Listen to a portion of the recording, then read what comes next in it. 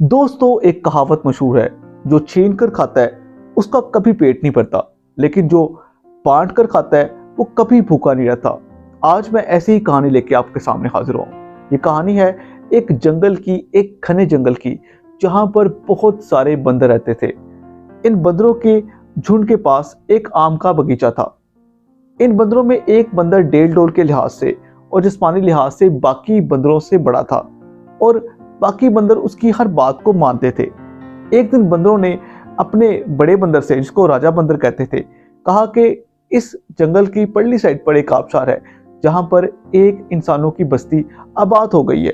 राजा बंदर ने अपने बाकी बंदरों से कहा कि आम के बगीचे में जितने भी आम लगे हुए हैं इन सबको तोड़ दो और मेरे पास ले आओ। बाकी बंदरों की बात उस वक्त समझ नहीं आई, लेकिन वो खैर अपने राजा बंदर की बात मानते हुए आम के बगीचे में गए। जितने भी आम लगे थे सबको तोड़ दिया और राजा के पास ले आए, लेकिन एक आम उनसे बच गया। अगले दिन वो आम दरख्त से गिरा और दरिया से होता हुआ बस्ती वाली साइड पर चला गया जहां पर इंसान आबाद थे। वहां पर इंसानों का राजा नहा रहा था।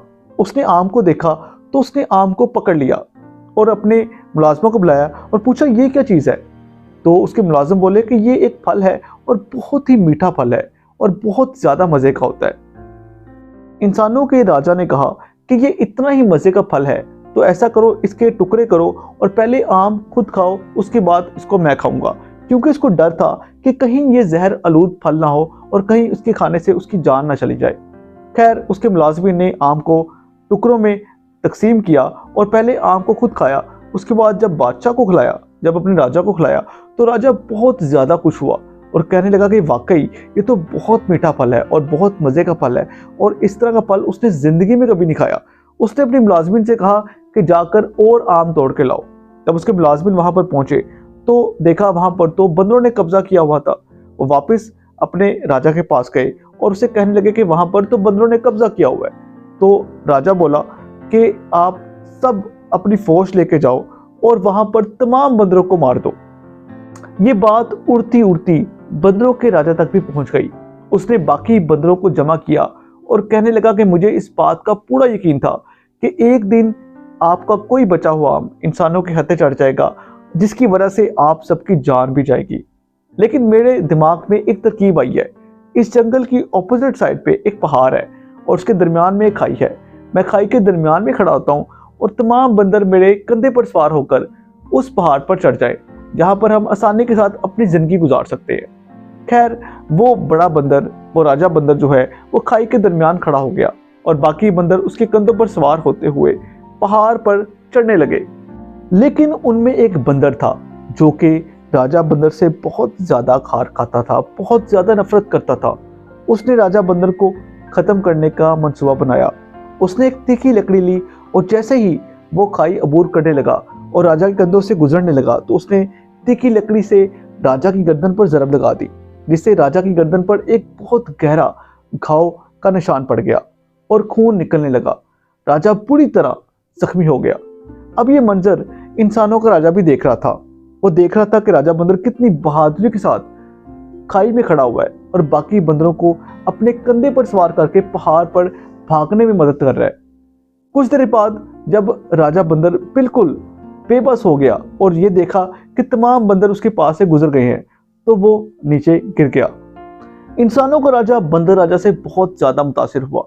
उसने अपने डॉक्टर्स की फौज को कहा कि फौरन जाओ और इस बंदर को बचाने के लिए तमाम कोशिश बुरे कार ला दो, मुझे ये बंदर जिंदा चाहिए। वो खुद भी बंदर राजा के पास चला गया। उसने बंदर राजा से एक सवाल पूछा कि तुमने इतनी बहादुरी क्यों दिखाई? तुम्हें तो चाहिए था कि पहले खाई अबूर कर लेते। तुमने बाकी बंदरों की जान बचाने की खातिर अपनी जान खतरे में क्यों डाली? तो बंदर राजा बोला कि मैं राजा हूं और मेरा फर्ज बनता है कि मैं अपनी राया का, बाकी बंदरों का ख्याल रखूं और उनको किसी भी तकलीफ से बचाऊं। ये कहकर वो मर गया। बंदर के राजा ने मरकर इंसानों के राजा को एक सबक दे दिया कि हमेशा राजा अपनी राया को पहले रखता है। इंसानों का राजा इवन के फल खाते हुए भी अपनी राया को देता था, अपने मुलाजमिन को देता था कि पहले आप खा लो, कहीं इसमें जहर ना हो।